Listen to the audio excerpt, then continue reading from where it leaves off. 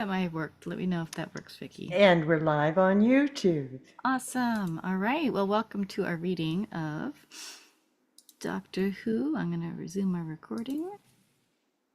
All right, Doctor Who. This is what is it, episode 5, I think, season 4. Maybe I get that backwards. Anyways, it's A Time of Angels. It's a very fun Doctor Who script. Not that I think most of them aren't, but I really like the twist in this particular one. We've got a lovely cast for you to read it tonight, and we'll do some quick introductions before we jump into the script. We'll let folks tell us who they are and where they're from and who they are playing, and if you would like to find them on social media, and if they want to let you find them, they'll let you share that too. So I'm just going to call folks in player order here. So we'll start off with Heather. Hi everyone, my name is Heather Lee Cameron. I live in Lethbridge, Alberta, Canada, but I'm a dual citizen of Canada and the United States. I'm an actor represented by Faces of Wendy, and I'm a freelance writer. I write about everything. I am playing Amy tonight, so I'll be adopting a English accent as well as I can, and I love doing that because it's very natural for me to do. My pronouns are she, her, and you can find me on Facebook under Heather Lee Cameron or Heather Lee Freelancer, YouTube under The Storm and Latter-day Saint, Instagram under Heather Lee Cameron, and I've also got a little bit of a TikTok channel that I just, I put stuff on sometimes, and it's actually quite popular. It's also The Storm and Latter-day Saint. It's really cool. I think one of my most recent videos has like 11.5K videos on TikTok, and it's got like, just give me a minute, like 127K on Instagram. Nice. Yeah, and anyway, I'm always looking for work, so please reach out to me at heather.lee.cameron@gmail.com or reach me through my agent, Faces of Wendy. I'm so happy to be here. Is there anything else I should add? No, that's pretty good. All Thank right. you. We'll go down to Katie next. Hi, my name is Katie Johnstone. She, her pronouns. I live on Vancouver Island, on the west coast of Canada. I'm playing River Song and also reading Actions and Descriptions H. And I'm just in the process of getting my website going. It's not quite up yet, but it's katiejohnstone.com. Doesn't exist yet, but it will very soon. Awesome. Cool. Marlo. Hello, Marlo K. Shaw. I'm in Toronto, Ontario, Canada, and about 3 feet away from Paul Coster. And I am playing the Doctor number 1, reading Actions and Descriptions, and I'm also Bob. You can find me sometimes on Instagram at marlo.k.shaw, and I have a quite neglected blog where you can find many of my earlier pandemic performances, which is mkshaw.ca. Cool. All right. Aubrey, you're next. Hello, I am Aubrey McCoy. My pronouns are any and all. I'm good with whatever you call me. My location is in Northern California and in the Rio Vista area, Bay Area-ish. And I will be playing Doctor Who, as well as Actions and Descriptions. And I'm playing Josh, which is a very minor character. Also, I have a cat, so she is very being very playful, so I'm just warning you now. If she gets into the way, I apologize. And if you want to look me up, I am on Instagram, Facebook. I'm all over the YouTubes, and I've been in movies and shorts. And yeah, you can look up my IMDb. you want to. And also, my album is on my Instagram page. You can go and look it up on Spotify as well if you're interested. Awesome. There you See, let's go to Paul. Hi, Paul Coster, he, him. I am in Toronto. I am sitting 3 feet away from Marlo, who is my wife and not my daughter, just to be clear. And I will be reading actions and descriptions off the top. And then I will be playing, Octavian. Octavian. Thank you. I know the name. I have It's it in your screen highlighted. name. Yeah. Well, I don't have self-view on. So Ah, there you go. I don't like looking at myself. I do have social media. Um, yeah. I also have a blog that I have neglected, but hopefully we'll get back to. It's called The Bloody Doors Off. If you search for it, thebloodydoorsOff.com. And if you get the reference, we can be friends. sounds great. Vicky. Hello, I'm Vicky Dykes. My pronouns are she, her. I'm in Penhold, Alberta, in Canada. We have a bunch of Canadians here tonight. Usually doesn't weigh that way. Tonight I am reading some actions and descriptions in a couple of spots, and I am Doctor Who number 3, so I will be him for the last third of the read. Awesome. Oh, and you can find me on Facebook, Vicky Dykes, and I'm also on Instagram. I'm YogaGramma10, and I'm on Threads as YogaGramma10.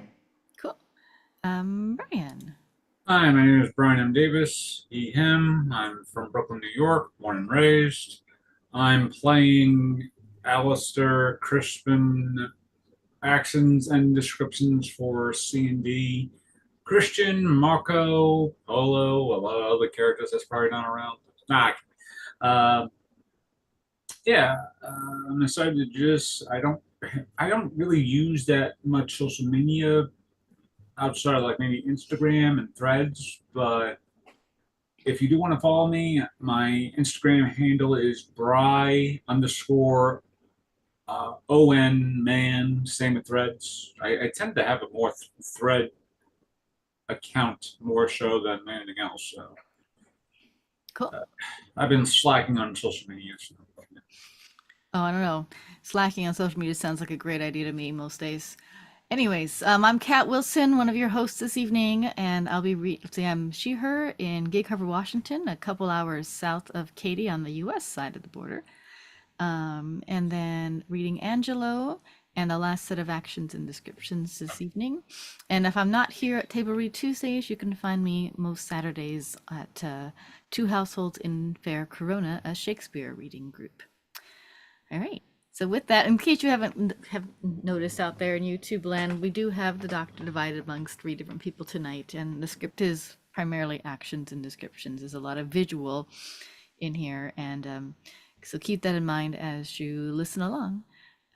And we'll go ahead and start sharing our script here and get started right away with Paul. And we read, Paul, just so you know, we read all of the action descriptions except for what is inside a character's line. So if it says, you know, character smiles or whatever, we don't read that part. But anything outside, we read. You don't have to read the particular numbers, just interior, exterior, etc. And we'll start here at the tab page whenever you're ready. And if you can mute when you're not in the scene, and remember to unmute before you come in, that'd be great. Let's see, Doctor Who 5. enough? Sorry. Doctor Sorry, is Who this large 5. enough, everyone? Shall I begin? Yeah, sure. Doctor Who 5, Episode 4, written by Stephen Moffat, Blue Revisions, 30th of July, 2009. Exterior Fields Day. A perfect blue sky, panning down to a man. This is Josh. He looks a little out of place, vaguely military fatigues, a gun slung over his shoulder, a security guard. He's staring out over rolling fields, a dreamy look on his face, a tiny kiss of lipstick on the corner of his mouth. Three men are dashing along towards him, two of them in the same uniforms with the same guns. Their leader is in a dinner jacket, looks like he's just come from a party. Alistair. Alistair goes straight to Josh, studies his face. Josh just looks dreamily at him. Ah, it's a beautiful day. Closer on a detail, the lipstick kiss on the corner of Josh's mouth as Alistair reaches to wipe a smear off on his thumb. And as we cut wide again, we see that we are now in a spaceship interior, corridor 1 day. The sleek cylindrical corridor of some kind of vessel, a rich man's ship. The four men all stand in the same relation to each other. Josh keeps staring off to the non-existent horizon, dreamy and happy. Hallucinogenic lipstick. She's here. Cut to interior spaceship corridor 2 day, tracking with a pair of spectacular high heels clanging along the deck, calm, measured walk. The heels come to a halt at a door, panning up an equally spectacular dress to a handbag, red fingernails. A tiny gun is being fished from the handbag. Blam! The lock hangs smoking, the door swings open, the heels go clicking through. Cut to interior spaceship, home box room day. Cramped, functional, the spaceship equivalent of a boiler room, and at its center, a shiny black metal box mounted on a plinth.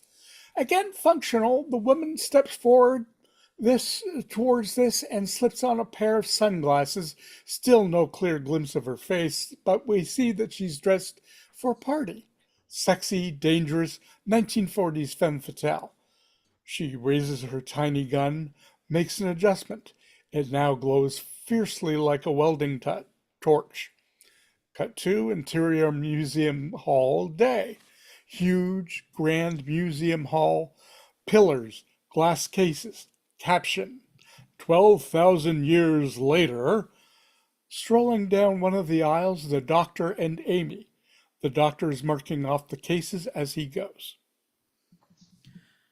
Wrong. Wrong. Bit right, mostly wrong. I love museums. Oh, yeah, great. Can we go to a planet now? Big spaceship, Churchill's bunker. You promised me a planet next. Amy, this isn't any old asteroid. It's only the biggest museum ever. You've got a time machine. What do you need museums for? Wrong. Very wrong. One of mine. Also, one of mine. Oh, I see. It's how you keep score.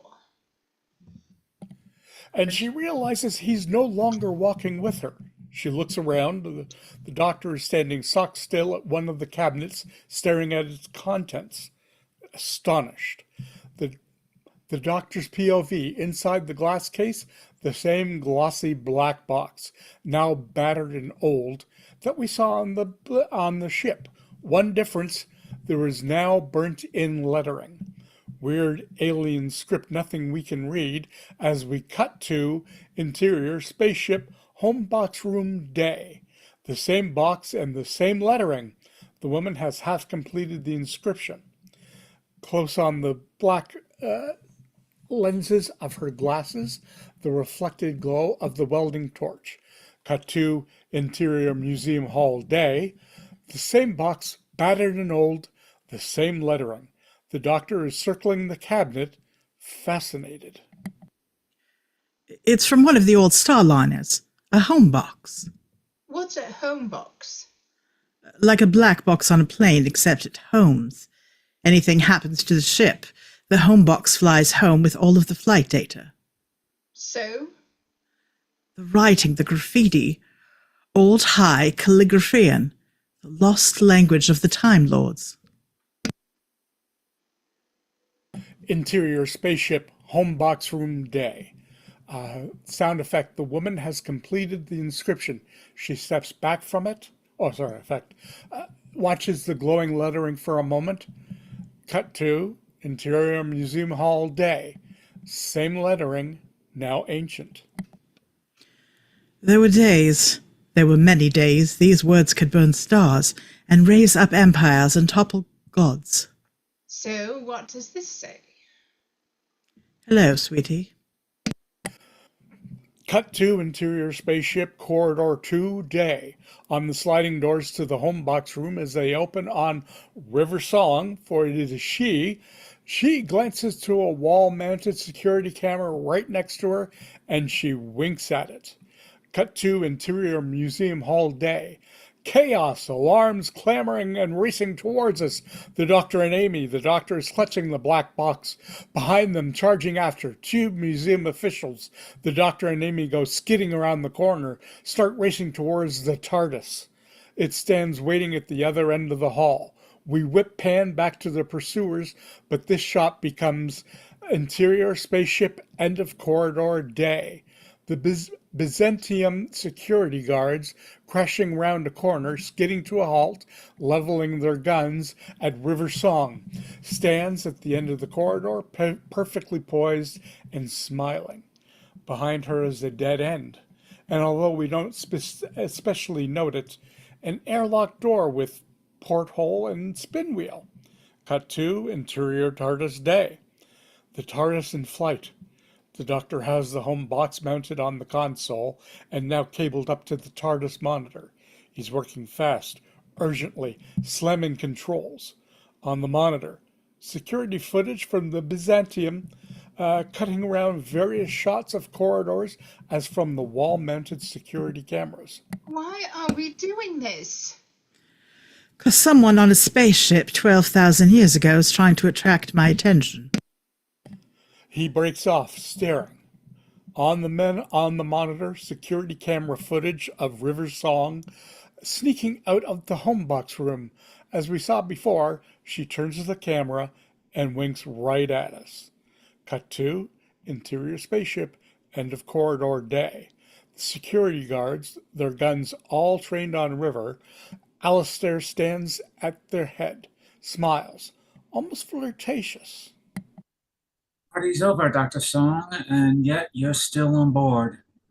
Sorry, Alistair. I needed to see what was in your vault. Do you all know what's down there? Any of you? Because I'll tell you something. This ship will never reach its destination. Wait till she runs. Don't make it look like an execution. He stands aside from his men, leaving them all a clear shot. But River, clearly unconcerned, simply raises her wrist, seems to consult some readings on her watch. 7775/349 by 10012/Acorn. As she glances up at a security camera, on the glance, we cut to Interior TARDIS day. The Doctor and Amy are watching the same scene on the TARDIS monitor. River seems to glance right at them. What was that? What did she say? Coordinates! And the Doctor is throwing himself around the console, slamming the controls. Cut to Interior Spaceship, End of Corridor day. Alistair is looking at River, not alarmed, just quizzical. Like I said, on the dance floor. On Alistair, as his eyes flick past River to the airlock, clamped to it, a little device, a counter on it. 3, 2, 1. You might want to find something to hang on to. Chaos! Alistair and his men all leaping for the walls, grabbing onto anything they can. Counter 0. Blinding light, blinding flash, blam! Effects. River is whooshed off her feet, sucked back towards the blown open airlock. The men all grabbing onto struts, doorways, anything, their feet sucked from under them, now hanging horizontal. Cut to exterior space. Effect, a massive ship, a cruise liner hanging in space and zooming towards us, beautiful and incongruous. River in her cocktail dress and heels, she's reaching out for The TARDIS materializing in space, turning towards us. Cut to interior TARDIS day. The Doctor is racing from the console to the police box doors, slams them open. Cut to exterior space. Effect. The TARDIS is hanging in space, the Doctor leaning out the open doors, reaching out as far as he can. Close on, the Doctor grabs River's hand. Cuts to interior TARDIS day. The Doctor and River collapse through the doors of the TARDIS. River gulping huge, ragged whoops of breath. On Amy, advancing, staring. What? Who the hell is this? Doctor? The Doctor is staring at River like he can't quite believe she's real. River? But River is already struggling to her feet, throws herself to the still open doors. Effects over River's shoulder, the Byzantium blasting away from us. She spins round on the Doctor. Follow that ship. Opening titles. Interior TARDIS day. The Doctor is examining the home box, still lashed up in the console. He looks grim, a bit preoccupied. He's alone. Beyond him, we see the TARDIS doors standing slightly open, daylight streaming in. We don't see outside. Amy pops her head around the doors. Coming? In a minute. You going to tell me who she is? I expect so. But he just keeps working. She gives up. What's up with you anyway? Like you've seen a ghost. On the Doctor, as this impacts, holding on his face as we hear, The funny thing is, this means you've always known how I was going to die. now we're in an edited flashback from 4.9, Forest of the Dead. River Song sits on her throne, about to die. All the time we've been together, you've always known I was coming here. And there's the 10th Doctor, chained to the wall, watching, devastated. It's okay. It's okay. It's not over for you. You've got all of it to come. You and me, time and space. You watch us run. And she raises the cables, joins them. A terrible storm of light burns the screen out into, we're back in the TARDIS. The Doctor recovering from the memory. He starts heading to the doors. Cut to exterior cliffs day. FX panning down through a terrible pillar of black smoke to a ruined castle standing on the edge of a cliff. And round through the castle, smash nose down in a nightmare of steel and stone, the Byzantium. Smoke is still belching from it, fires everywhere. We cut to exterior beach below cliffs day. FX River, still in her cocktail dress, but now holding her shoes, standing on the beach below the cliffs, staring up at the tottering ruin, fascinated, appalled. A few yards behind her, Amy and the Doctor, now joining her, all around them like debris on a plane crash, smoking chunks of the crashed ship. River calls back to the Doctor. What caused it to crash? Not me. No, the airlock would have sealed seconds after you blew it. According to the home box, the warp engines had a phase shift. No survivors. A phase shift would have to be sabotage. I did warn them. About what? River has whipped out her PDA, starts tapping away at it. Well, at least the building was empty. Applin Temple, unoccupied for centuries. Amy nudges the Doctor, so curious. So then, who's your lady friend? Amy Pond. Professor River Song. Oh, I'm going to be a professor someday, am I? How exciting. Spoilers. Yeah, but who is she? How did she do that? She just left you a note in a museum. She's speaking quietly to the Doctor, but River hears.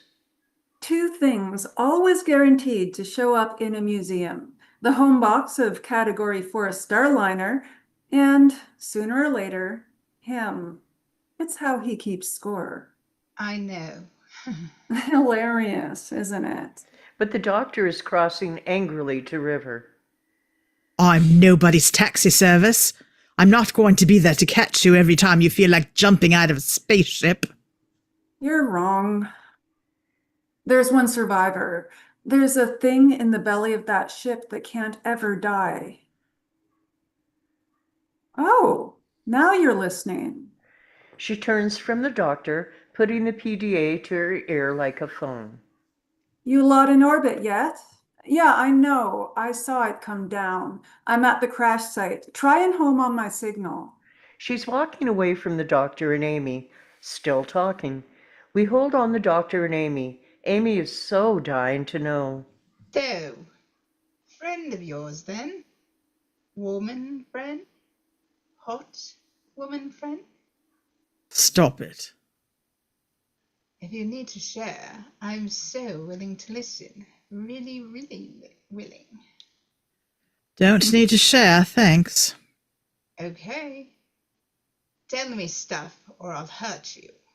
River calls over to the doctor, holding up her PDA in the air. Doctor, could you sonic me? Need to boost the signal so we can use it as a beacon. The doctor raises his screwdriver, aims it at the PDA sonic. Oh, doctor, you sonicked her! Okay, we've got a minute. Shall we? She's pulling from her bag the crumbly blue book we saw in 4.8 and 4.9, Silence in the Library Forest of the Dead. Flicking through the pages, squints at the doctor. Right then. You're young. Seen that face with a bit more mileage. Honestly, 900 plus, and look at that skin. It's a wonder any woman in the universe is still talking to you. So where does that put us? Just after the Bone Meadows? The doctor's face, blank, even stony. Oh, before the Bone Meadows. Well, of course it's before you've got legs. Kidding, probably. The doctor, still stony. What's the book? Stay away from it. What is it, though? Her diary. Our diary. Her past, my future. Amy looking between the two of them. What? What? Time travel. We keep meeting in the wrong order. The doctor, so uncomfortable, avoiding both their gazes. Doctor, is there a reason you're not looking at me? The doctor forces his eyes back to her. Oh, you're angry, which usually means you're feeling guilty. How have you let me down lately? The doctor's face, and for a moment it's there, a sudden terrible pain. Flashback 4.9, River joining the two cables, the burst of light. All around, sudden electric hum. A few feet away, beautiful flickering lights begin to materialize in the air. River turns calmly to the lights. Whatever it is, I'm sure I'll forgive you. Long as you forgive me. FX, in the center of the light show, 4 figures materializing, squat, bulky, clutching weapons, standing in formation. Soldiers, Marines in fact. The leading soldier steps forwards, tearing off his helmet. Octavian, 50s, all muscle, a bull of a man. With him, Angelo, Pedro, Christian. He turns an animal stare on the ruins above, then on River. You promised me an army, River Dr. Song. No, I promised you the equivalent of an army. This is the doctor. Octavian has all but snapped to attention. Father Octavian, sir, Bishop second class, on clerics of 20 clerics at my command, crash team ready to ship down. But the doctor's eyes are on one of the chunks of wreckage smoking on the beach. The name of the ship just visible along it, Byzantium. He frowns. Flashback 4.8. River talking to the doctor while flicking through her blue diary. A crash of the Byzantium. We done that yet? Has Dr. Song explained what we're dealing with? Doctor, what do you know of the weeping angels? On the doctor's face, grim. Cut to Exterior. Exterior encampment night. Sky is dark, tents and lights everywhere. Soldiers dashing about, groups of them examining chunks of wreckage.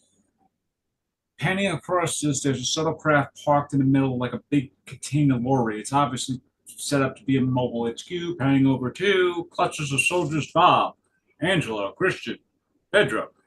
Around the base of the cliff, Dr. Octavian and Amy are watching as the others plug explosions into cliff faces.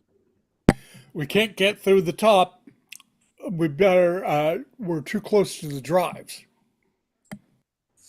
We're now on a close shot of Octavian's PDA. On it, a diagram showing the crashed spaceship rammed through the temple, which extends down through a honeycomb of catacombs, which extends down to the entrance chamber. According to this, behind this cliff face, there's a network of catacombs leading right up to the temple. We can blow through the base of the cliff, get into the entrance chamber, and make our way up. Oh, good. Good, sir? Catacombs. Probably dark ones. Dark catacombs, great. Technically, I think it's called a maze of the dead. You can stop any time you like. Father Octavian. Excuse me, sir. Octavian walks to join some of the clerics, Crispin, Philip, Marco, and others, who are discussing a big chunk of wreckage.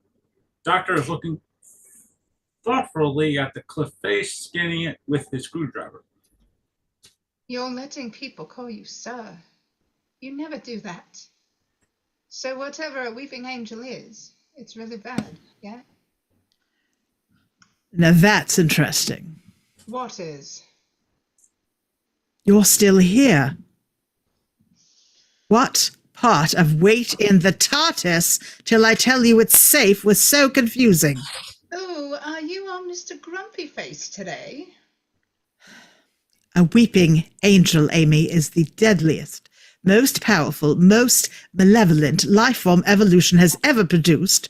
And right now, one of them is trapped inside that wreckage, and I'm supposed to climb in after it with a screwdriver and a torch. And assuming I survive the radiation long enough, and assuming the whole ship doesn't just blow up in my face, do something incredibly clever that I haven't actually thought of yet.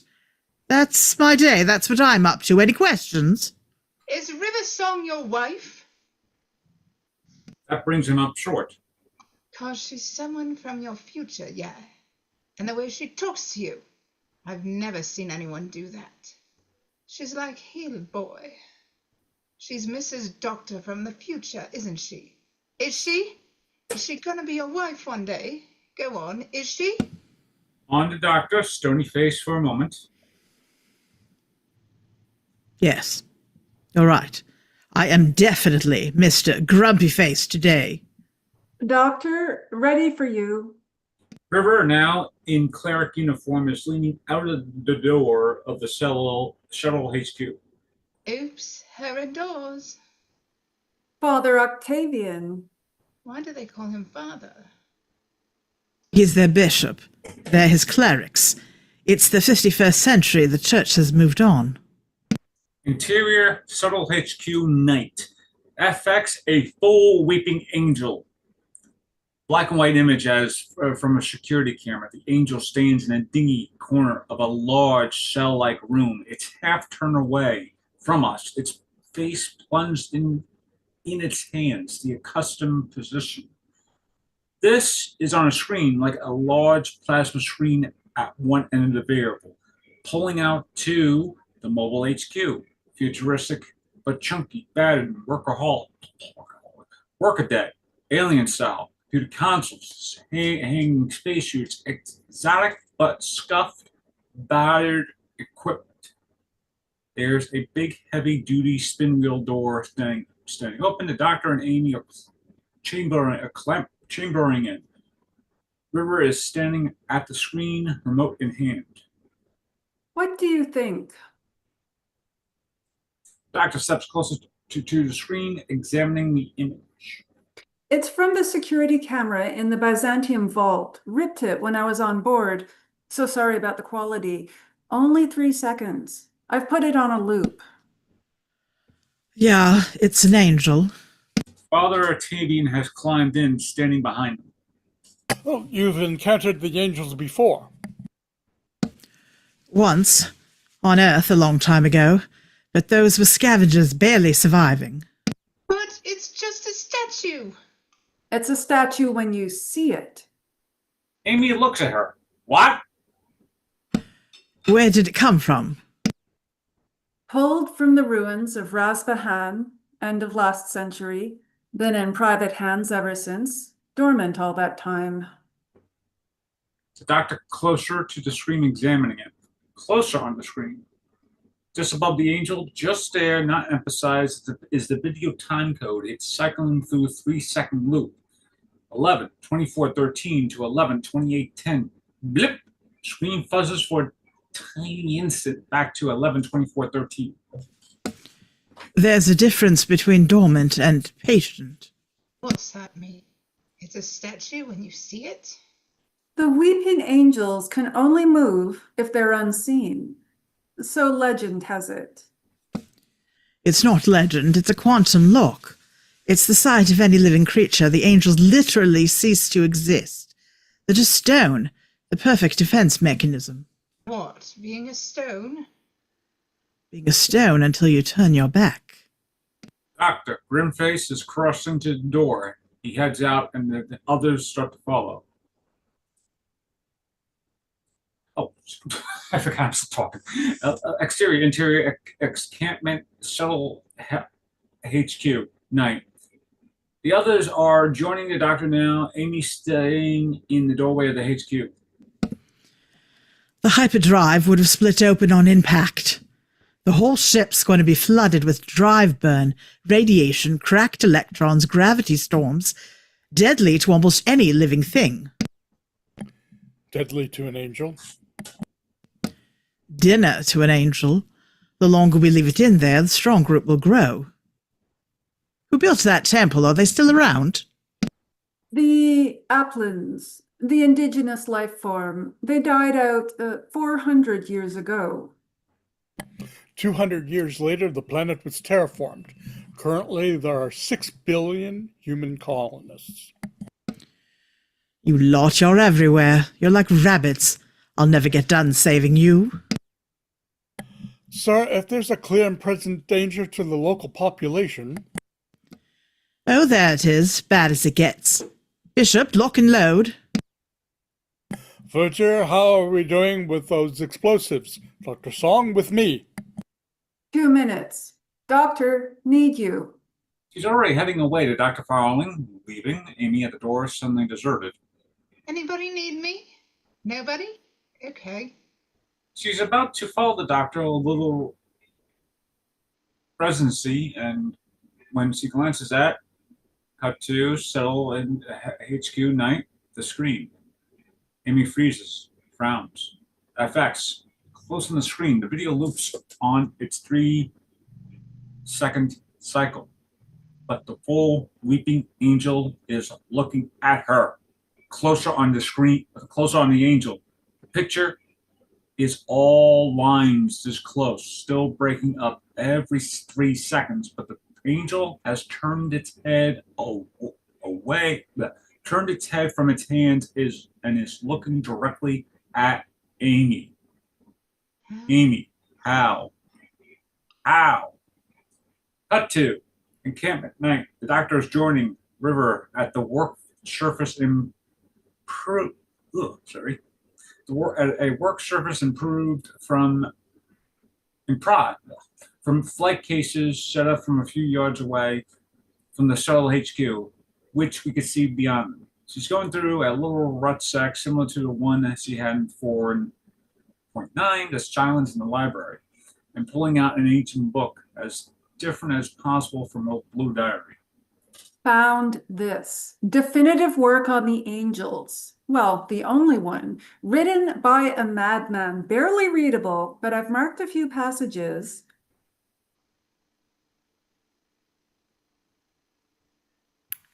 Aubrey?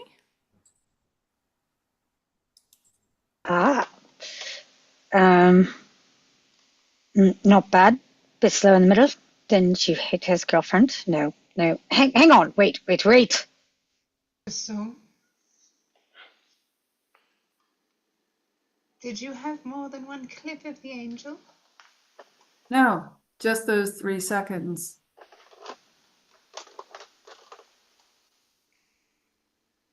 Brian, you're still narrating.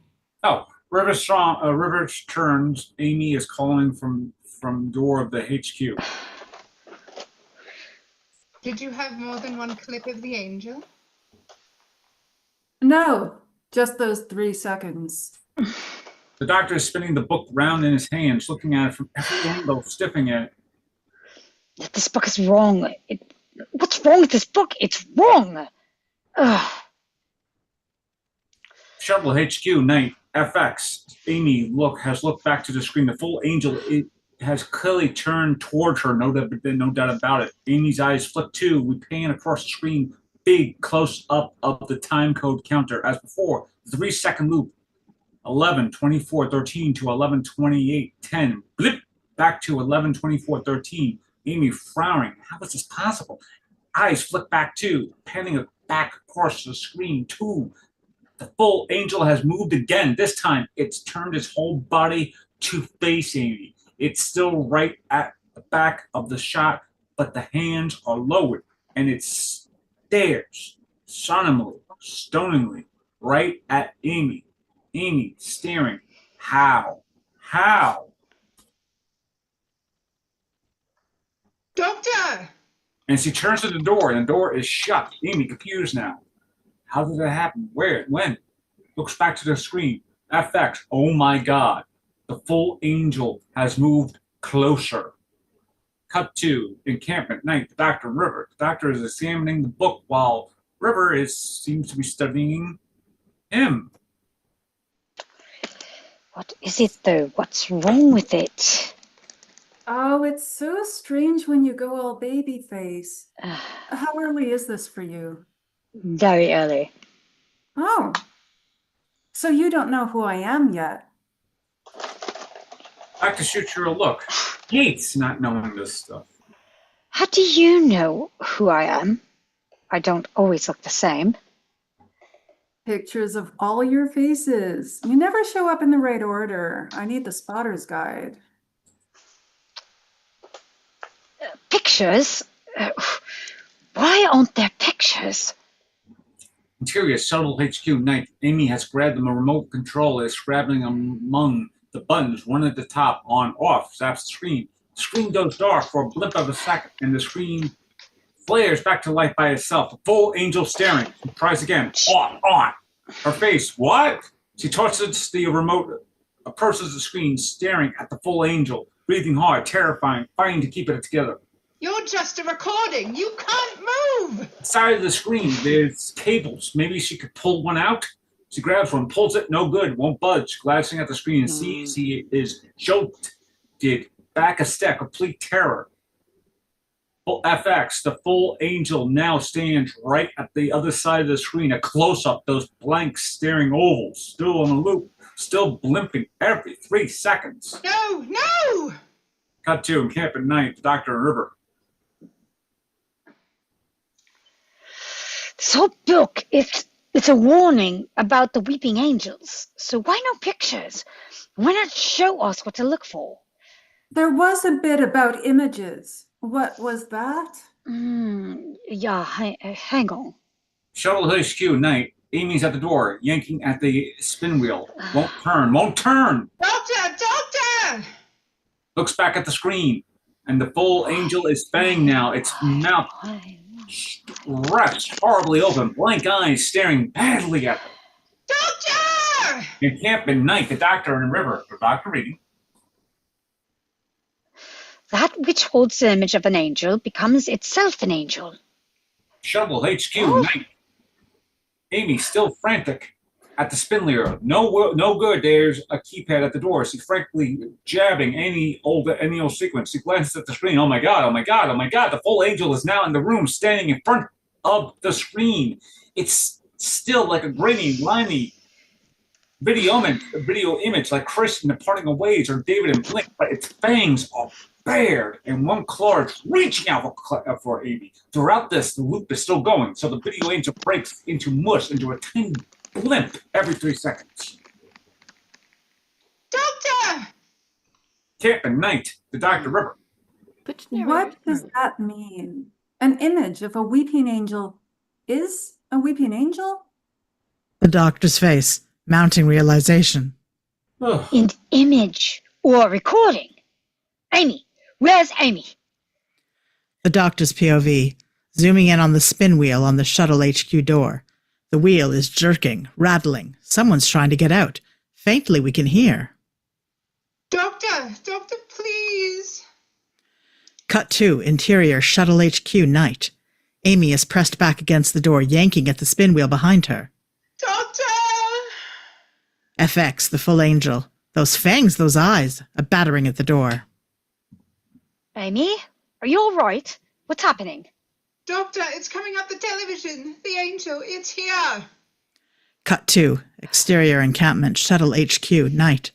The doctor is frantically trying to soothe the door, trying to sonic the door. River right next to him. Don't you take your eyes off it. Keep looking. It can't move if you're looking. What's wrong? Deadlocked. Doesn't have a deadlock. Don't blink, Amy. Don't even blink. Cut 2, interior shuttle HQ night. Amy staring at the full angel for all she's worth. Angel not in shot. Doctor, get me out of here. Doctor! Cut 2, exterior encampment shuttle HQ night. The doctor is racing round the side of the shuttle, throws open a flap at the sides. Electrics. What are you doing? Cutting the power. It's using the screen. I'm turning the screen off. Deadlocked. The whole system. Ugh. There is no deadlock. There is now. River is racing over to the work surface, now grabs the little gun we saw her with earlier. The doctor hammering on the wall of the shuttle. Amy, can you turn it off? Cut 2, interior shuttle HQ night. Amy staring for her life. The screen. Can you turn it off? I tried. Try again, but don't take your eyes off of the angel. FX, Amy, her eyes still locked on the full angel, is scrambling around with hands on the table trying to find the remote. I'm not. Cut 2, exterior encampment, shuttle HQ night. The doctor at the door yelling. Beyond him we can see River, who has turned her little gun like a blowtorch on the wall of the shuttle. Each time it moves, it'll move faster. Don't even blink. Cut 2, interior shuttle HQ night. Amy still scrambling for the remote. I'm not blinking. You ever tried not blinking? She's winking with alternate eyes, has found the remote, snatches it up, zaps the full angel. FX, the screen goes dark, the full angel vanishes, and an instant later the screen flares back to life, and the angel reappears. It just keeps switching back on. It's the angel. But it's just a recording. Cut 2, exterior encampment, shuttle HQ night. Anything that takes the image of an angel is an angel. Beyond him, we can see that River has stopped blasting the wall, is now feeling the completely unmarked wall where she was concentrating her fire. What are you doing? Trying to cut through. It's not even warm. The doctor feels the patch of wall. It's deadlocked every particle of the vehicle. There's no way in. It's not physically possible. Doctor! Cut 2, interior shuttle HQ night. FX, Amy and the full angel locked in their stare. On Amy, tears shaking. What's it gonna do to me? Just tell me, what's it gonna do? Cut 2, exterior encampment, shuttle HQ night. Just keep looking at it. Don't stop looking. He's racing over to the work surface now, grabs the book, racing through the pages. River by his side now. What will it do?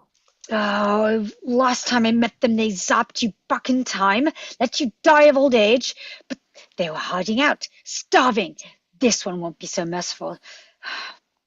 Amy, not the eyes. Look at the angels, just don't look at the eyes.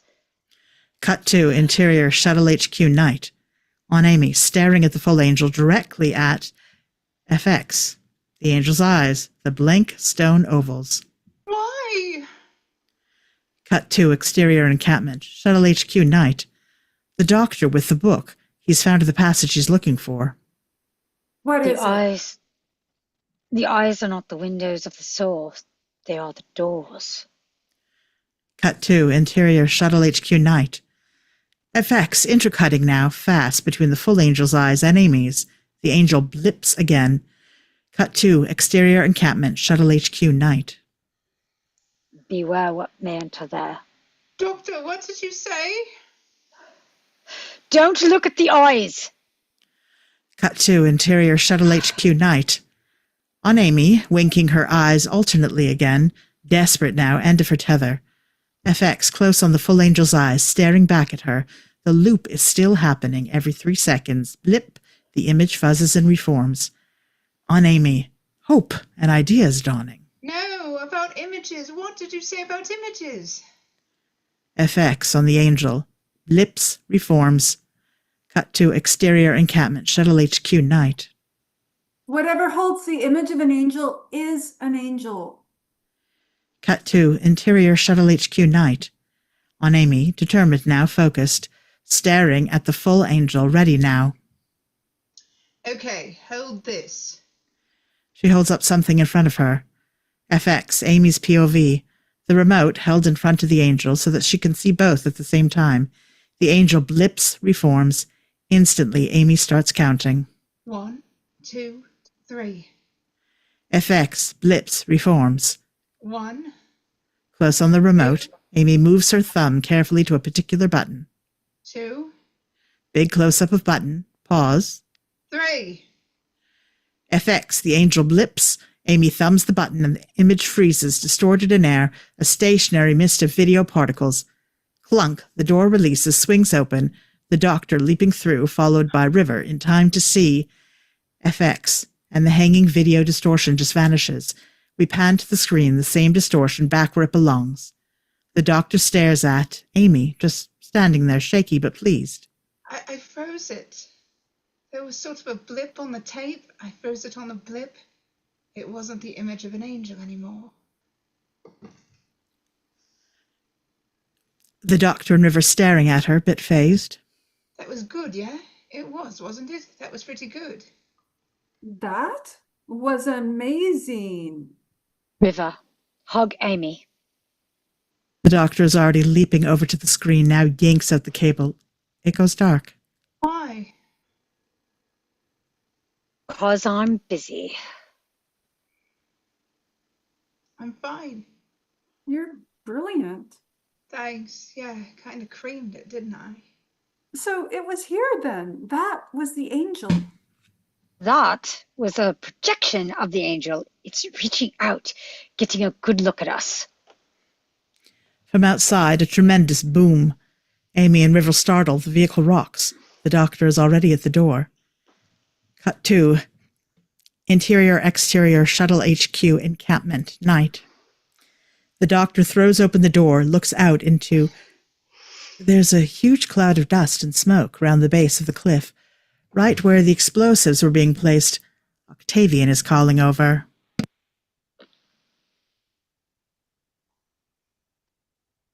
We cut to interior exterior Shuttle HQ encampment night. There's a huge cloud of... The Dr. Grimm looks to River. Okay, now it starts. He jumps down from the vehicle, starts to head over to Octavian. We cut to interior Shuttle HQ night. River makes to follow. Come in. Amy is now picking at her eye, like there's a piece of grit in there. Yeah, coming. There's just... River heads out to follow the doctor. We close in on Amy, still picking. Something in my eye. Cut to interior catacombs, entrance, chamber, night. A rope ladder hanging down from a ragged, blown open hole into a darkened chamber. Just one pool of light under. The doctor is climbing down, jumps to the stone floor, crosses to join Octavian, who is flashing his torch down round the cavernous interior. We don't yet see what he's looking at. Well, I guess this makes it a bit trickier. A bit, yeah. Do you have a gravity glove? Gravity globe. Behind them, River has climbed down, joining them. She's changed now, suited up for the caves. Angelo and Christian pull a gravity globe big ball slightly larger than a football, see the Satan pit, from a rucksack. Amy has climbed down, joins the doctor. Where are we? What is this? It's an Aplan mortarium, sometimes called a maze of the dead. And what's that?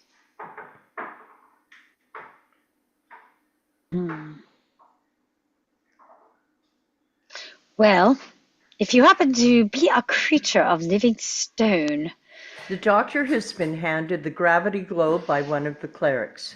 He activates it, then kicks it up into the air like a footballer. FX, it soars to the ceiling, illuminates the white room. It's like a cathedral, high vaulted ceiling, grim stone walls, all dank and dripping, unseen for centuries, and everywhere in every corner, shadows flapping round them at the gravity globe settles. Statues, deformed statues. Cutting round them, humanoid, they are like all ancient and terribly weathered, limbs missing, their faces half crumbled, sometimes just sockets staring from the gloom. Some stand on plinths, some in alcoves, some lie in pieces on the ground. 10 deformed statues and 2 deformed statue suits. the perfect hiding place. They stand there looking around for a moment. Needle in a haystack. A needle that looks like hay. A hay-like needle of death. A hay-like needle of death in a haystack of statues. No, yours was fine. Octavian turns on his clerics. 7 of them have followed into the chamber. Rob, Crispin, Christian, Philip, Pedro, Marco, Angelo. Right, check every single statue in this chamber. You know what you're looking for. Complete visual inspection. One question, how do we fight it? We find it. And hope. He strides off.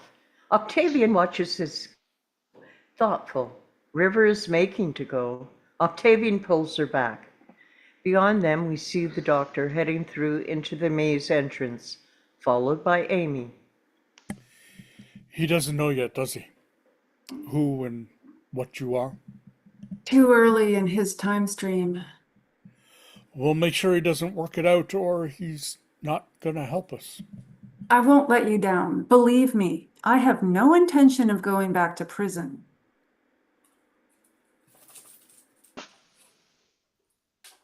Sir, Christian, one of the clerics, is at an archway set in the wall. He's flashing his torch into a darkened interior. side chamber. One visible exit. Check it out. Angelo, go with him. Angelo and Christian duck through the arch. We cut to interior maze entrance night. On Amy, looking around. Amy's point of view, a long, tall, twisting corridor, various exits branching off it. Statues stand at intervals. 10 deformed statues and 2 statue suits.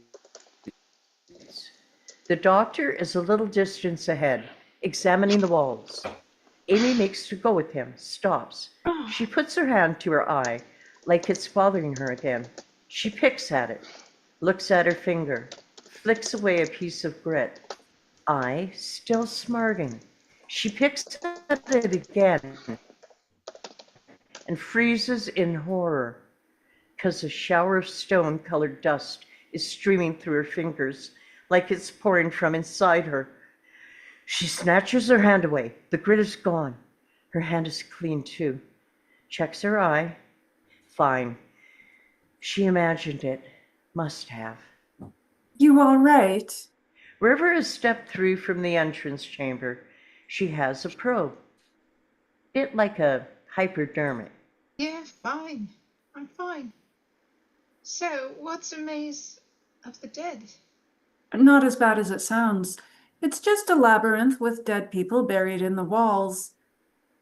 Okay, that is fairly bad. Give me your arm. This won't hurt a bit. Amy proffers her arm. River takes it, readies the probe, zaps Amy's arm. Now holds the probe against it. Ow! There, you see? I lied. Virostabilizer. It stabilizes your metabolism against radiation, drive burn, anything. You'll need it when we get up to the ship. So, what's he like then? In the future, I mean, because you know him in the future, don't you? On River, just a little bit uneasy about this conversation. The doctor is the doctor. Oh, very helpful. Mind if I write that down? Yes, we are. The doctor looks round, bemused. He has one of the cleric's PDAs in his hand, is working on it. Aubrey. Apologies. Sorry, what?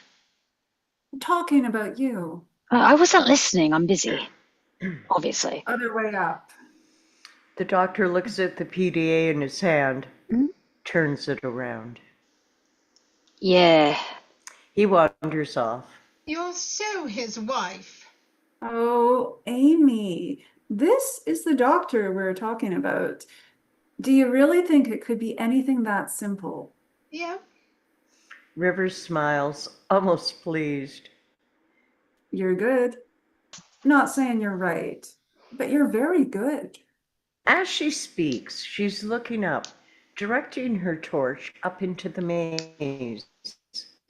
FX, the maze extends upwards, becoming gantries and crisscrossing staircases, picked out in occasional shafts of light, eerie, desolate, and everywhere weathered, crumbled, mournful statues.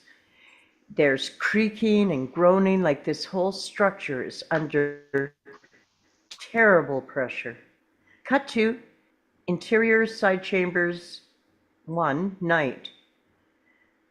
Small side chamber in the style of the main one. Alcoves, pillars, no statues though.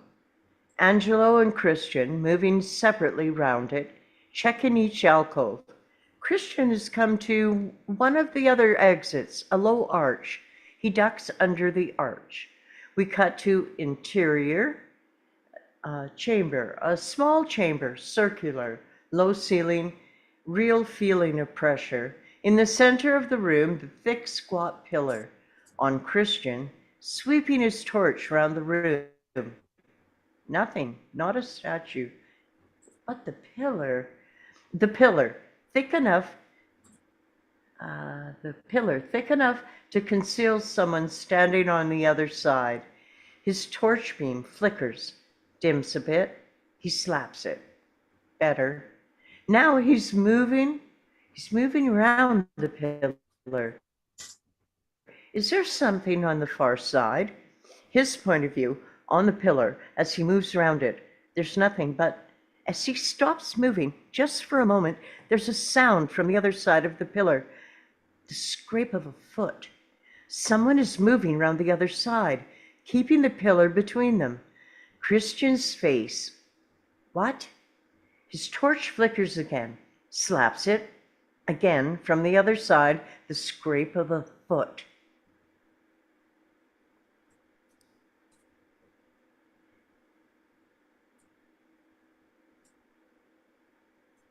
And Christian says, Brian? I thought I was reading on top of the other page. Sorry. Who's there? Is someone there? silence. He's now backing away from the pillar, right to the door, stares at the pillar. Something behind it, definitely. Angelo? No answer. Angelo! As he calls, he flicks his eyes to the door, the tiniest turn of his head, and as his eyes flick back, the full angel, standing right in front of his, hands down, face serene. We see this only for an instant, and his torch snaps out. Blackness. Interior, side chamber 1, night. Angelo, inspecting the alcove. He's turned toward the archway leading to chamber 2. Christian, was that you? The archway, the other chamber, is now in darkness. Angelo raises his communicator, clicks it. Christian, you dropped your torch. Don't always drop your torch. Come and see this. What is it? Come and see it. It's not a school trip. Just tell me. No, really. Come and see this. With bad grace, Angelo ducks under the arch. Interior, maze entrance, night. The doctor, River, and Amy, as we left them, and from off a sudden blaze of gunfire, they turn, race back to the entrance chamber. 10 deformed statues and 2 deformed statue suits. Interior, catacombs, entrance chamber, night. The doctor, skidding into the room to see Bob, one of the clerics, is lowering his gun. He's just been blasting a deformed statue. He's young, skinny, properly scared. It is riddled with bullet holes. All the others, Octavian, Pedro, Philip, Marco, Crispin, have spun around, ready to engage. On the statue, an especially crumbled and damaged one, half its face missing. Sorry. I thought it looked at me. Octavian crosses, furious, to Bob. We know what the angel looks like. Is that the angel? No, sir. It is not. According to the doctor, we are facing an enemy of unknowable power and infinite evil. So it would be very, very good if we could all remain calm in the presence of decor. The doctor's voice from a few feet away. What's your name? Bob looks over. So do the others. Octavian a little affronted that he has been cut across. The doctor is still near the entrance to the maze with River and Amy. Bob, sir. Oh, that's a great name. I love Bob. It's a sacred name, Doctor. We all have sacred names. They're given to us in the service of the church. Sacred Bob. More like sacred, scared Bob now, eh? Yes, sir. Good. Scared things keep you fast. Everyone in this room who isn't scared is a moron. Carry on. The doctor steps back into the maze entrance. We'll be moving into the maze in 2 minutes. Bob, you stay with Angelo and Christian. Guard the approach. Interior, maze entrance, night. On the doctor, as Amy joins him, then River, 10 deformed statues and 2 deformed statue suits. Any one of those statues. There a chance this lot's just going to collapse? There's a whole ship up there. Incredible builders, the Applins. Had dinner with those chief architects once. 2 heads are better than 1. What? You mean you helped him? No, I mean he had 2 heads. That book, the very end, what did it say? Hang on. Read it to me. As River fishes out the book, the doctor looks up at the maze again. FX, the gantries, the staircases, creaking and eerie. Over this, we hear River reading. What if we had ideas that could think for themselves? What if one day our dreams no longer needed us? When these things occur and are held to be true, the time will be upon us.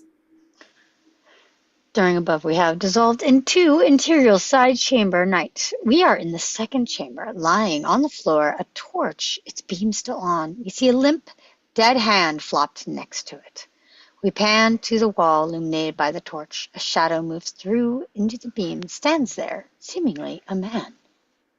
The time of the angels. On the shadow, as it shifts, unfolds, wings are spreading behind the thin figure. Dissolved to interior gantry stairs. One night. FX. One of the crisscrossing gantries reaching up into the gloom. The doctor, Octavian, River, Amy, four of the clerics, Crispin, Pedro, Philip, Marco, making their way up.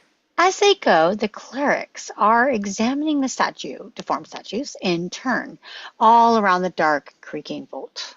Lovely species, the Alplans. We should visit them sometime. Interior maze corridor one night. The doctor, Amy, River, Octavian, Pedro, Marco, Crispin, and Philip rounding the corner into another statue-lined corridor. 10 deformed statues and 2 deformed suits. I thought they were all dead. Oh, she's Virginia Woolf. I'm on her bowling team. Very relaxed, sort of cheerful. Well, that's having 2 heads, of course. You're never short of a song with an entire head. Took 'em ages to invent the wheel, but oh, they were happy. Walking ahead, River has hesitated to a halt. Doctor, there's something, I don't know what it is. Yeah, there's something wrong. Oh, don't know what it is yet either. Working on it, of course. Then they started having laws against self. What was the point in that? But that's the church for you. No offense, Bishop. Quite a lot taken, if that's all right, Doctor. They are all turning the corner into interior maze junction, point 1 night. There's a wider section of corridors, several different corridors branching off into the gloom. Deformed statues round the wall, some on plinths. Octavian is taking readings on his PDA. 10 deformed statues and 2 deformed suits. Lowest point of the wreckage is only about 50 feet from here. That way. He's pointing to an exit that leads to one of the staircase gantries, rising up into the dark. Church had a point. If you think about it, the divorces must have been messy. She becomes aware that the doctor is no longer walking next to her. Because the doctor has come to a complete halt, standing, staring into space. And the look on his face would prickle your neck because something is terribly wrong. Oh. What's wrong? A few feet ahead, River is also coming to a halt. She is now trained to face the doctor, exactly the same look on her face. Oh. Their eyes met. They're having the same terrible thought. Exactly. How could we not notice that? Low-level perception filter. Or maybe they're thick. The others have all come to a halt too, watching them. What's wrong, sir?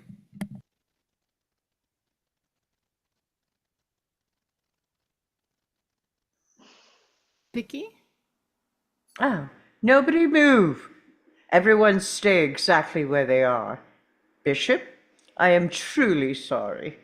I've made a mistake and we are all in terrible danger. What danger? The Applans. The Applans? They've got 2 heads. Yes, I get that. 2 heads. So? So, why don't the statues? Long moment. They're all looking around. Statues, all with 1 head. On Amy, the realization creeping in, not wanting to think about it. They're all looking around now, flashing their torches, the statues crumbled, ancient, battered, shadows flapping around them, all those blank stone eyes, shadows flickering inside them, giving them a semblance of life. Everyone, over there. Oh, just move. Don't ask questions. Don't speak. He's pointing to the one angle of wall with no exits, no statues. Octavian shoots a look at River. She needs to do as he says. Or she nods, do as he says. They all start shifting over to the wall. The doctor, flashing his torch around the statue, backs up to them. He now stands at the front of them all. Okay. I want you all to switch off your torches. Sir? Just do it. All other torches go off, just the doctor's now. The doctor's POV, the crumbled, weathered statues caught in the single beam, their shadows looming monstrous behind them. The doctor, calm, level. Okay. I'm going to take off this one too, just for a moment. Are you sure about this? No. Raises his torch, can't hide the fact that his hand is shaking slightly, puts his thumb on the switch, and effects replication. The doctor's POV, the statues click. A flash of darkness, then all the statues have turned to look at them. Oh my God. As the other torches click back on, the doctor is racing back the way they came. The maze, corridor, night. The doctor shines his torch down the corridor. Every statue lining the corridor is turned to look at him. 10 deformed statues and 2 deformed statue suits. On the doctor, staring in horror, River and Amy have arrived behind him, also staring. They're angels. All of them. But they can't be.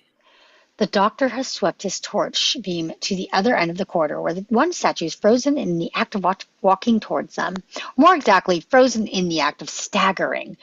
It's like a still life of a wounded thing dragging itself along. Keep looking at them. The doctor, striding down the corridor, past the walking statue, flashes his torch down. Interior gantry, stairs 1, night. Doctor's POV down the stairs.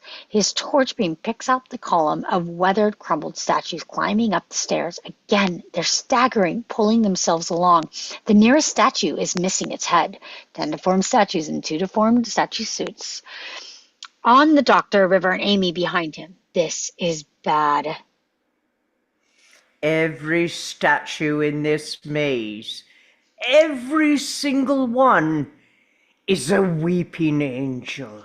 Interior catacombs, entrance chamber, And we night. switch to Marlo. Or Katie, sorry. Katie for narrating. Sudden, jarring cut to interior catacombs, entrance chamber, night. The face of a statue, the one Bob riddled with bullets. Bob is pacing in front of it, alone, a little nervous. We hold on the bullet-riddled statue, closer on the eyes, almost like it's watching him. Bob's communicator crackles, startling him. Bob, Angelo, come and see what we found. are you with Christian? The bishop said you'd be 5 minutes. I'm here, Bob. Just come and see this. Through Where are the- you? Through the arch, Bob. Honestly, you've got to come and see this. Despite himself, despite the eerie repetition, Bob is finding himself drawn, moving toward the arch. Affects replication. As he clears frame, we see that all the statues behind him have turned to watch him go. 10 deformed statues and 2 deformed statue suits. What have you found? Just come and see. No, but what is it? Come and see. Cut to interior side chamber 1, night. Bob enters through the arch into the darkened room. As he steps into the light from his as he steps in, the light from his torch flashes briefly over something standing behind him, just inside the doorway, a fleeting glimpse of the full angel. This is the fully formed one from the ship, not one of the crumpled statues. Cut to interior maze junction point 1, night. The doctor, Amy, River, Octavian, Marco, Pedro, Philip, Crispin. They're in the center of the room, flashing their torches, keeping the angels under watch. Crisis mode, 10 deformed statues and 2 deformed statue suits. But there was only one angel on the ship, just the one, I swear. But they have been here already. The Alpins. What happened? How did they die off? Nobody knows. The doctor is looking grimly around the statues. We know. But they don't look like angels. And they're not fast. You said they were fast. They should have had us by now. The doctor has stepped closer to one of the statues, a poor contorted thing, twisted as if howling in pain. The features are crude, basic, like some piece of modern art. Look at them. They're dying, losing their form. They must have been down here for centuries, starving. In their image. And their image is their power. And it hits him. Wham! Power! Doctor? Don't you see? All that radiation spilling out. The drive burn. The crash of the Byzantium wasn't an accident. It was a rescue mission for the angels. We're in the middle of an army, and he's waking up. Then we need to get out of here fast. Octavian is already on his communicator. Angelo, Christian, Bob, come in, please. Any of you, come in. A crackle, then an exhausted, terrified voice. It's Bob, sir. Sorry, sir. Bob, are Angelo and Christian with you? All the statues are active. I repeat, all the statues are active. I know, sir. Angelo and Christian are dead, sir. The statues killed them, sir. A terrible moment, and the doctor is grabbing the radio from Octavian.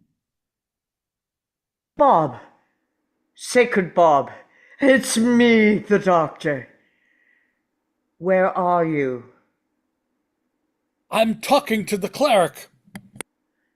Yeah, shut up. I'm on my way up to you, sir. I'm homing on your signal. That's odd.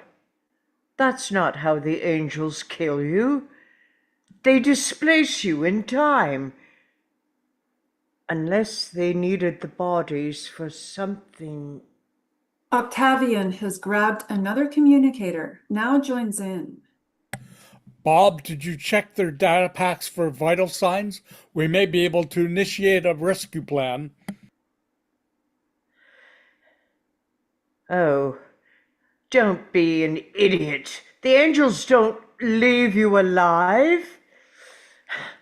Bob, you'll keep running, but tell me, how did you escape? I didn't escape, sir. The angel killed me too. A chill, a terrible exchange of glances. What? What do you mean? The angel killed you too? Snapped my neck, sir. Wasn't as painless as I expected, but it was pretty quick. So that was something. But if you're dead, how can I be talking to you? You're not talking to me, sir. The angel has no voice. It stripped my cerebral cortex from my body and reanimated a version of my consciousness to communicate with you. Sorry about the confusion. So, when you say you're on your way up to us, It's the angel that's coming, sir. Yes. They all look at each other. no way back. Then we go out through the wreckage. Agreed. Go, go, go! All of you, run! They all start piling onto the staircase exit Octavian pointed out earlier, Amy hesitating. Doctor? I'm coming. Just go.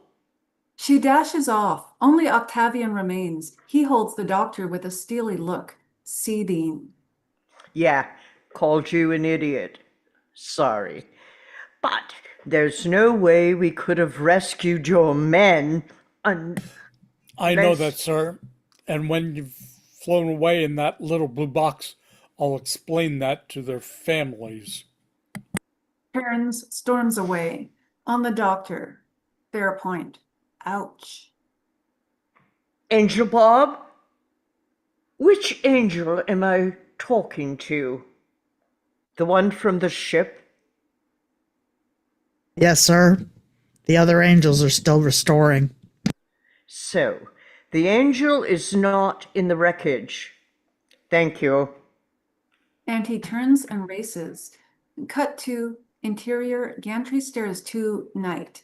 Up another of the gantry staircases. This one has no statues on it. He stops as he sees Amy, seemingly waiting for him, halfway up the stairs, one hand on the rail. Don't wait for me. Go! Run! Closer on Amy. She suddenly is terrified, almost tearful. I can't. He's grabbing her hand now. No, I really can't. I can't let go of the rail. Why not? Look at it. Look at my hand. The doctor looks. Close on Amy's hand, gripping the rail, and we see that it's... It's made of stone. Amy's hand is now like the arm of a statue, and the hand is gripped immovably round the rail. Cut to Interior Maze Junction Point 2 night. Similar to the other junction point, 2 differences. No statues, and scattered over the floor, chunks of spaceship debris. River Song, Octavian, Crispin, Pedro, Philip, Marco, they've just arrived, and they're looking up, shining their torches. Well, there it is. Effects, their POV, the ceiling far above. There's a terrible hole ripped in it, and through the hole we see a section of the hull of the Byzantium. Charred, scored, still sparking and arcing. It's got to be 30 feet. How do we get up there? Octavian is flashing his torch round the various branching off corridors. Check all these exits. I want them all secure. The clerics dash back to their work. Interior gantry stairs 2 night. Amy and the doctor. You looked into the eyes of the angel, didn't you? I couldn't stop myself. I tried. Listen to me. It's messing with your head. Your hand is not made of stone. We pan down to see Amy's flesh and blood hand gripping to the rail. It is. Look at it. It's in your mind. I promise you. You can move that hand. You can let go. I can't. I've tried. I can't. It's stone. The doctor's torch flickers. The angel is coming. It's gonna turn this light off, and then there's nothing I can do to stop it. So, do it. Concentrate. Move your hand. I can't. Then we're both gonna die. You're not gonna die. The torch flickers again. It's getting closer. Please, Amy. You've got to go. You know you have. You've got all that stuff with the river that's got to happen. You know you can't die here. Time can be rewritten. It doesn't work like that. Doctor! She's looking down the stairs, and there it is, a few feet away at the foot of the stairs, an angel, deformed statue suit, staring blankly up at them. Don't. Keep your eyes on it. Don't blink. Run! I'm not going. I'm not leaving you here. I don't need you to die for me, Doctor. Do I look that clingy? You can move your hand. It's stone. It's not stone. Torch flickers, a flash of darkness, and the angel has climbed several steps. Those people up there will die without you. If you stay here with me, you'll as good as killed them. There, no choice now. Amy, staring at the doctor, tear-stained, so afraid but so determined. The doctor, what she said really hitting home. The torch flickers, the angel, a few more steps. Amy Pond, you are magnificent. And I'm sorry. It's okay. I understand. You've got to leave me.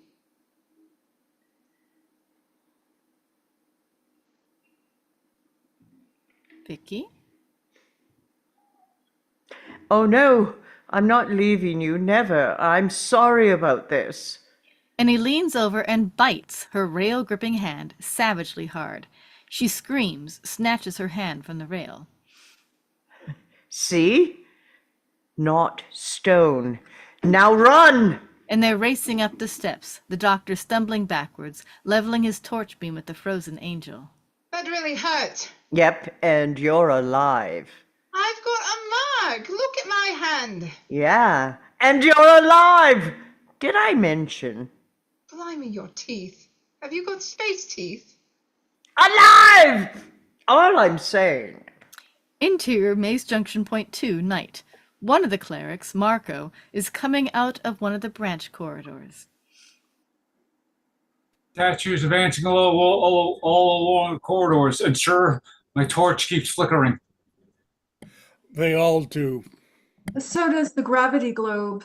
She looks up at Effects. Another of the gravity globes is hanging 20 feet above them, illuminating the area.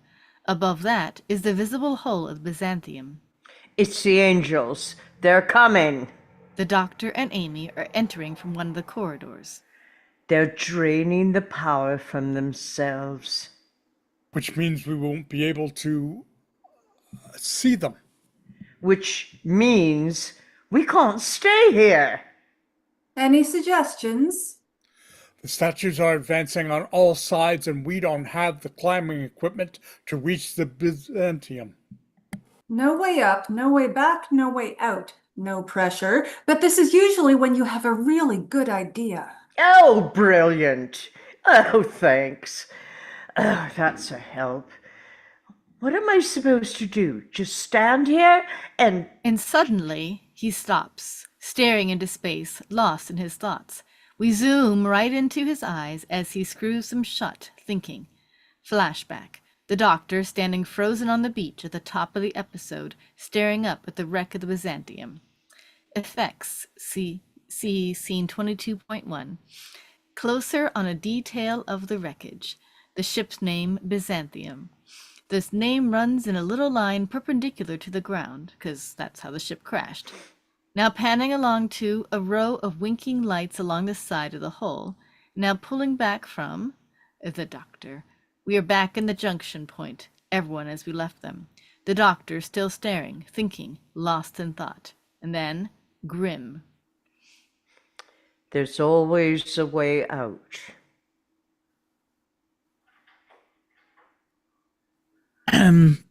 Doctor? Can I speak to the doctor, please?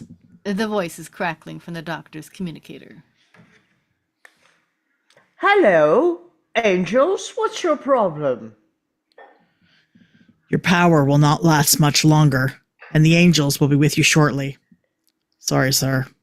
Octavian and his clerics, Crispin, Marco, Pedro, Philip, hearing this, start taking up positions at the various corridor mouths ready for the battle. Why are you telling me this? There's something the angels are very keen you should know before the end. Which is? I died in fear. Oh, I'm sorry. You told me my fear would keep me alive, but I died afraid, in pain, and alone. You made me trust you, and when it mattered, you let me down. On the doctor, so shocked he can't speak, can't believe what he's hearing. On Amy and River watching. What are they doing? River's eyes are on the doctor, something terrible in his face now. His hand is shaking. They're making him angry on purpose. They must be new. Sorry, sir, the angels were very keen for you to know that. on the doctor, such rage in his face now, but so contained. Well, then, the angels have made their second mistake, because I'm not going to let that pass. I'm sorry you're dead, Bob, but I swear to whatever is left of you, they will be sorrier. But you're trapped, sir, and about to die. All around the lights start flickering. Yeah, I'm trapped. And speaking of traps, you know what? This trap has got a great big mistake in it. A great big whopping mistake. What mistake, sir? The doctor lowers the communicator, looks to Amy. Trust me?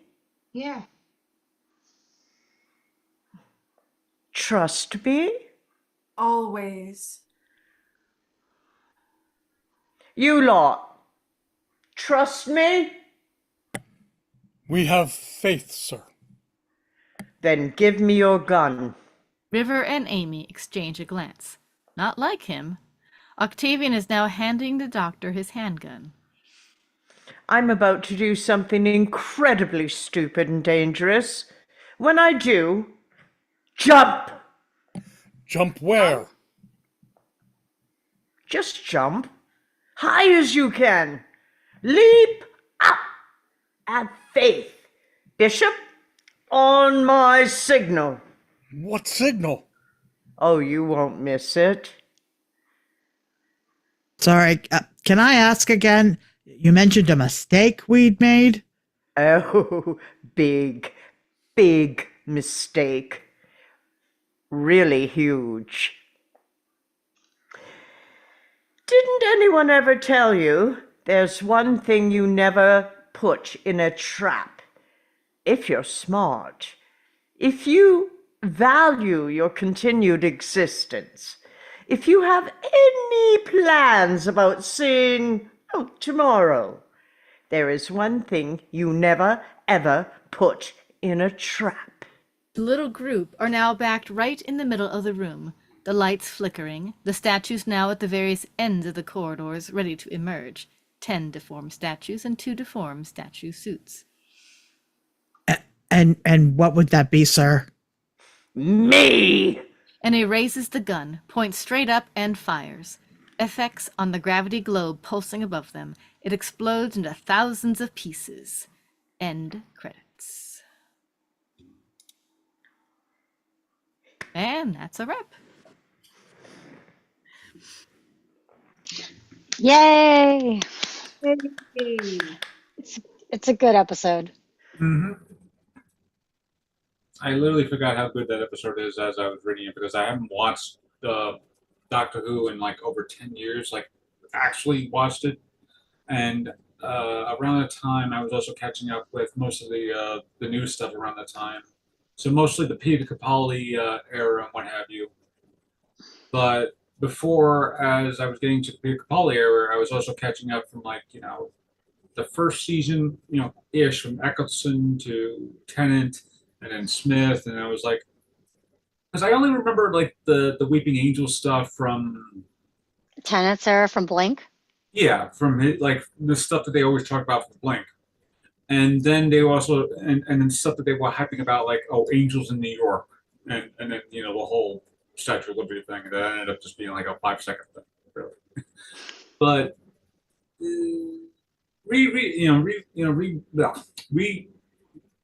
reading this and then rewatching kind of like the episode in my head, I'm like, oh yeah, I forgot how good this episode is. It's like it's a good episode that kind of like is one self-contained, but two, it's like you kind of get the sensation of, oh, there is much more to this lore.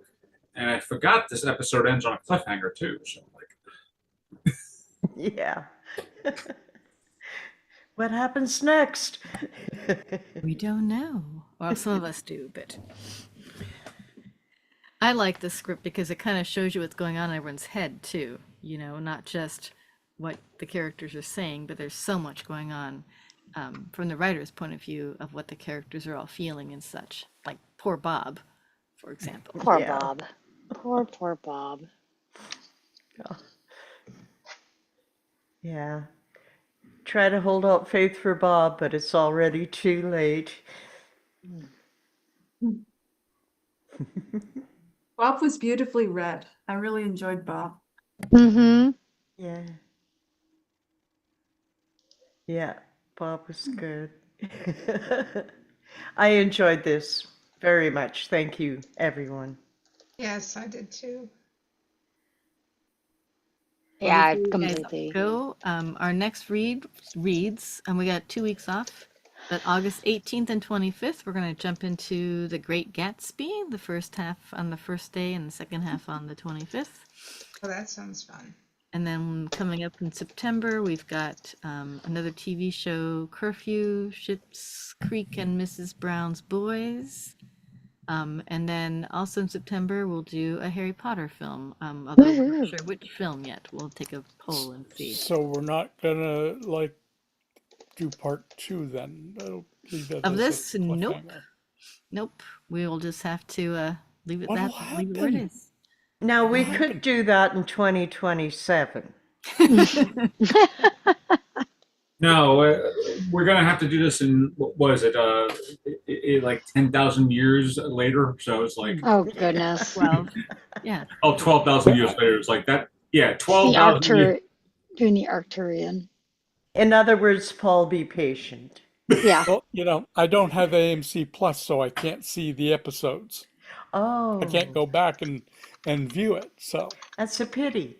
Well, I'll try and write that on my brain that we need to do the second half, and we'll do it early in the year.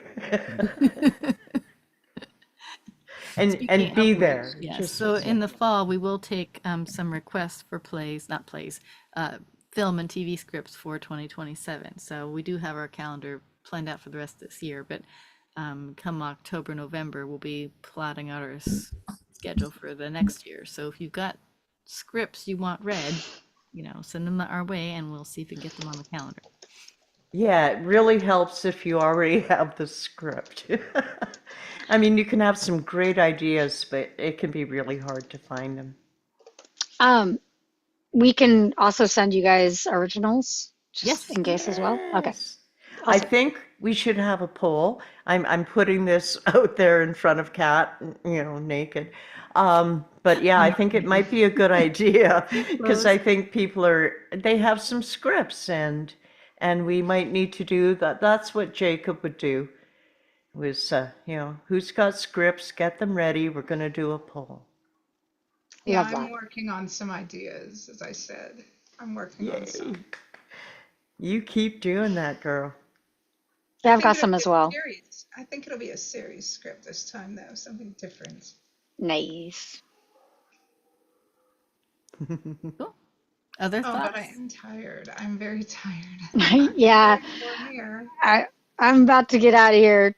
You guys, I really enjoy having these script reads, so they're so much fun. I really, really enjoy it. We love having you. I also need to Yay. get going too because I got work tomorrow. So I'm like, I You guys, I need yeah. to get the energy. Thank you. It was good to see you again, and you did well. Thank you so much. Yes. Bye, guys. Thanks, everyone. Good night. Bye, Aubrey. Bye. Bye, Brian. Take off. Thank you. Have a good night, everybody. Woo. Ooh. And number Look at that. Oh. Oh, they're gone. Mhm. So hard to get them together, but they do leave quickly. So I've downloaded The Great Gatsby, and actually next week is free for me, so I'm gonna try and have it done a week in advance. Okay. Can you send How me the about that? script first this time so I can have a chance to Sure. read it ahead of time? Sure. And then that'd be great. Yeah, we just downloaded it today. I can actually do that right after this. Cool. Because it might be easier too, instead of every scene one by one, if we just like have little sections of scenes. Yeah, I try and group them, but this one I only grouped a couple together. Like just didn't pull together that way. It has a lot to do with my headspace. No, I get it. I get it. Because, you know, doing the same thing with my dad. So, Yeah. So, yeah, I'll do that. I'll do that right now so I don't forget. I'm going to go eat. me too. And you guys out there in YouTube land, The Great Gatsby. That's a good one. Awesome. Well, have a good night, Kat. All right. You too. Bye bye, and you